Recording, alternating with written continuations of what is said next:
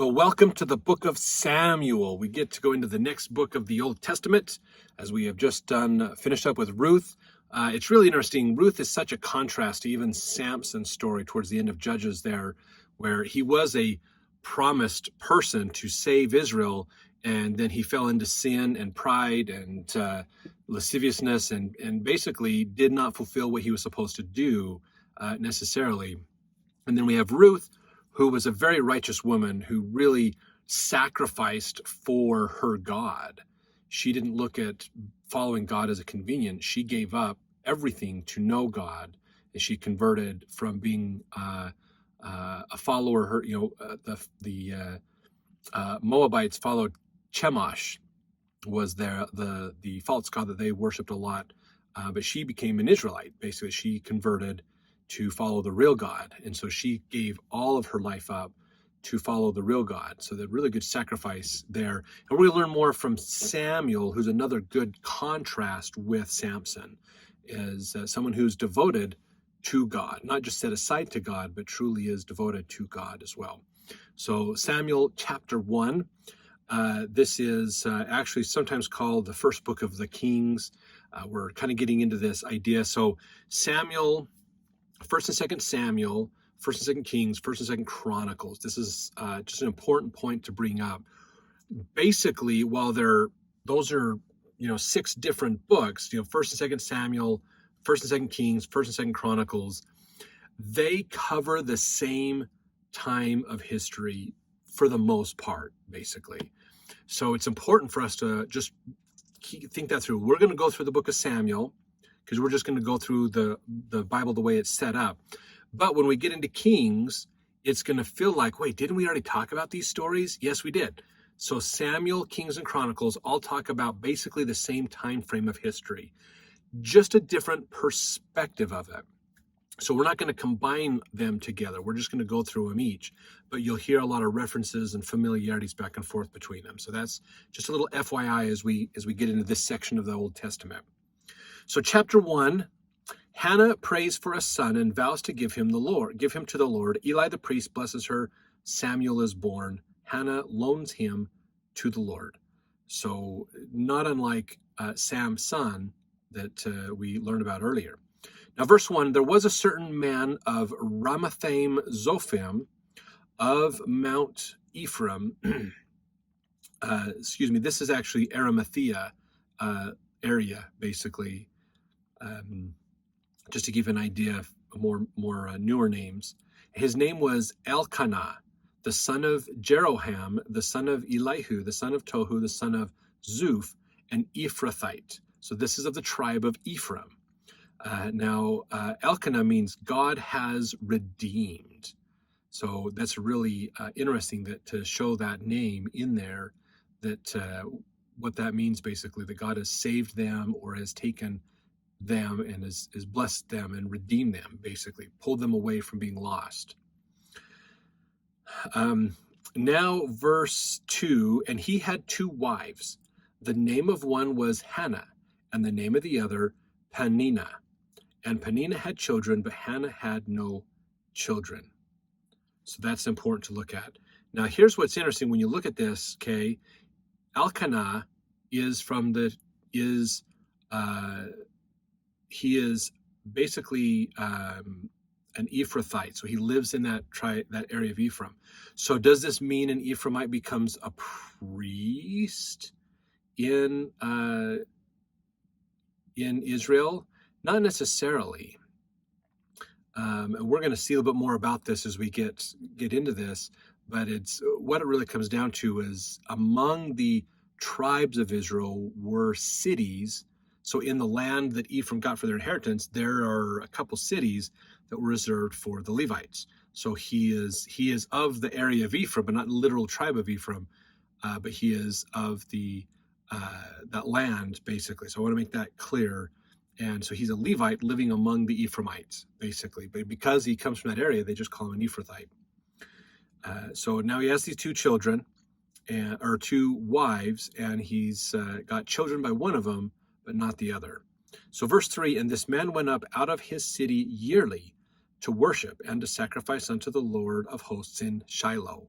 Now, it's important to remember Shiloh is where the tabernacle was established after Israel took over the land of Canaan. When they first came in with Joshua and them and took all those nations out and did all that,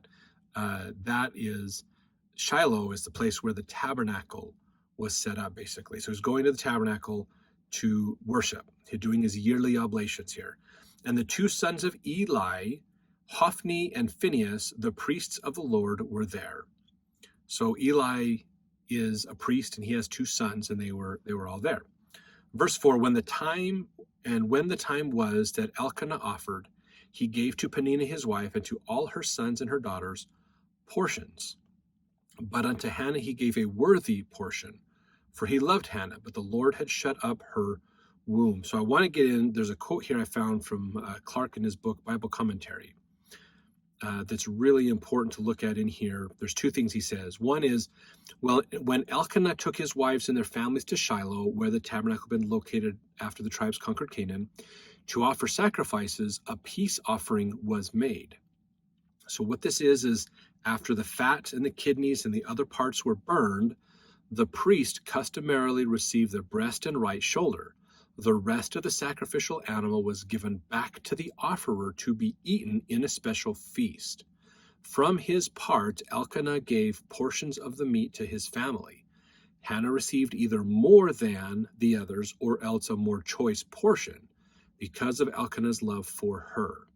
So possibly Hannah is Elkanah's first wife, but she was not bearing children, so they decided maybe we should get a second wife who's Peninnah, and she is born two children to them.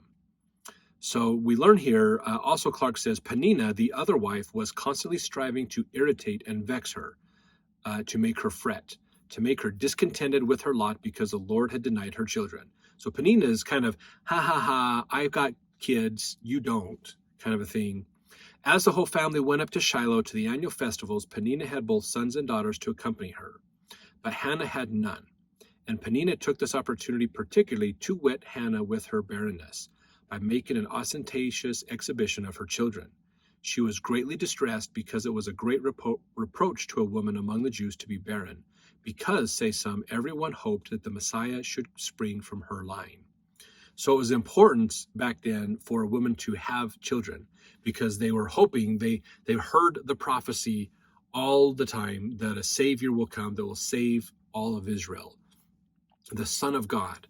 And so they had heard this for a long time, and they were all hoping that it was their children that line would come through. So if you didn't have children, there's no way that Savior would come through your line. So it was important to women back then to bear children. So his wife Hannah was not bearing any children. She couldn't get pregnant. And so then Peninnah got pregnant and had several kids, basically, 2 boys at least and more. So Elkanah gave Hannah either an extra portion of meat or maybe a more valuable portion of the meat as well, more than what he gave to Peninnah. Verse 6, and her adversary also provoked her sore for to make her fret because the Lord had shut up her womb. That was, her adversary was the other wife, basically Peninnah. Verse 7, and as he did so year by year, when she went up to the house of the Lord, so she provoked her, therefore she wept and did not eat. So that's the problem is, every year they do this. Peninnah parades her kids in front of Hannah. Oh, look at my family. I've got kids. La, la, la, la, la. And Hannah is like, I don't have any kids. Why is God probably punishing her is what she probably felt like at the time. Why has not God given me children? Why can't I have that blessing myself? So Peninnah is not making Hannah's life easy at all in this situation. And it's probably not just during this annual festival, but it's probably a lot of the home life as well. Verse 8, then said Elkanah, her husband, to her, so talking to Hannah, why weepest thou? And why eatest thou not? Why is thy heart grieved? Am I not better to thee than 10 sons? So he's like, why are you crying? And don't I take care of you? Don't I provide for you and help you? I mean, that's something you can be celebrating. Verse 9, so Hannah rose up after they had eaten in Shiloh and after they had drunk. Now Eli the priest sat upon a seat by a post of the temple of the Lord. So Eli is the priest. This is not uncommon because they would have a seat for him to sit on, like a wood stump or something like that, a big rock or something. It usually didn't have a back on it, so they'd sit up next to a wall or a post so they could have something to lean onto, basically, to support their back. And they would sit there because people would then come up and, hey, we need to have a contract, or I need to be, I judge my neighbor of this or whatever. So that's why they're there, to just be present and ready for anybody who needs that assistance of a judge in Israel or other things like that. So that's what he's sitting on. Verse 10, and she was in bitterness of soul and prayed unto the Lord and wept sore. So she's really frustrated. Verse 11, and she vowed a vow and said, O Lord of hosts, if thou wilt indeed look on the affliction of thine handmaid and remember me and not forget thine handmaid, but wilt give unto thine handmaid a man-child, then I will give him unto the Lord all the days of his life, that there shall no razor come upon his head.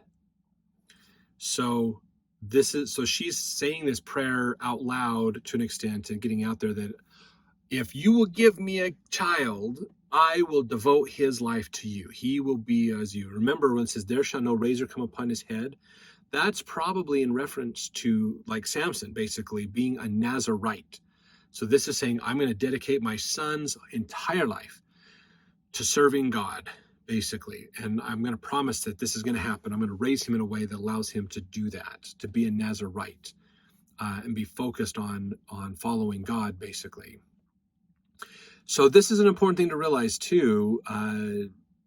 Be careful what promises you make with the Lord, because it's easy for him to fulfill his side of the promise. So if you're going to make a promise with God, you better fulfill it, because if not, that could be a really bad situation. So verse 12, and it came to pass, as she continued praying before the Lord, that Eli marked her mouth. Or if you look in the footnotes, it said saw her mouth. So he is paying attention to what she's saying. Verse 13, now Hannah, she spake in her heart, only her lips moved, but her voice was not heard. Therefore Eli thought she had been drunken.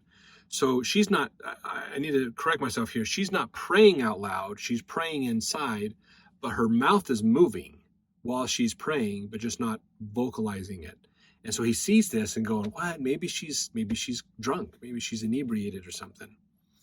Verse 14, and Eli said to her, how long wilt thou be drunken? Put away thy wine from thee. So he's kind of reproving her, going, why are you drunk out here in public? What's going on?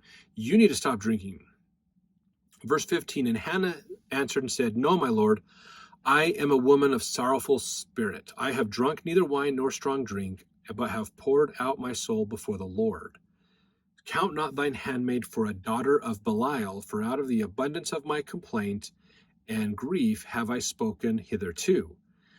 So she's going, no, I'm not drunk at all. I'm so sad right now. I'm praying really fervently to God to help me. And she's counting herself a daughter of Belial. Now, this is an important point to look at. She's basically, Belial means worthlessness. Okay, so it's capitalized. This is interesting because in Rasmussen's Introduction to the Old Testament, he says, Belial means worthless, someone of evil affiliation. It is capitalized by the English translators as if it were a title for Satan, and is sometimes so used in later books of the Old Testament. So sometimes they use this term of Belial as somebody who is worthless or of evil, connection to evil. She's saying, I am worthless because I have no children, basically. I don't have value because I don't have kids. And so she's just sad because of this. Now verse 17, and Eli answered and said, go in peace, and the God of Israel grant thee thy petition that thou hast asked of him. So Eli, he's the priest, so he has priesthood authority here. He maybe had an impression to say, go, it's okay. God will take care of you. Verse 18, and she said, let thine handmaid find grace in thy sight. So the woman went her way and did eat, and her countenance was no more sad. So she's like, oh, thank you so much. Thank you so much for that reassurance. I appreciate that. This is probably not unlike when bishops sometimes have to reassure people that God's going to help them. And I'm sure sometimes afterwards I've heard from bishops that they made a promise, or some of the general authorities made a promise, and they thought later, maybe I overstepped my bounds. I hope God honors that promise, but I'm not sure. And usually it works out, and they have that blessing realized, which is really great.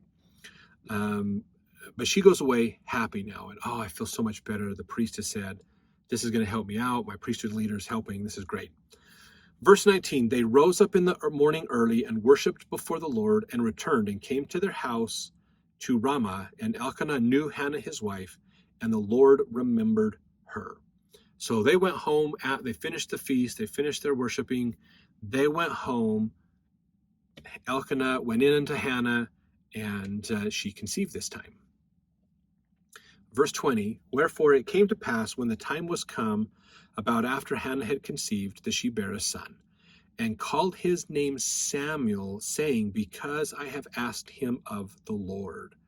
Now Samuel means, can mean heard of God, basically. God heard my prayers and answered them.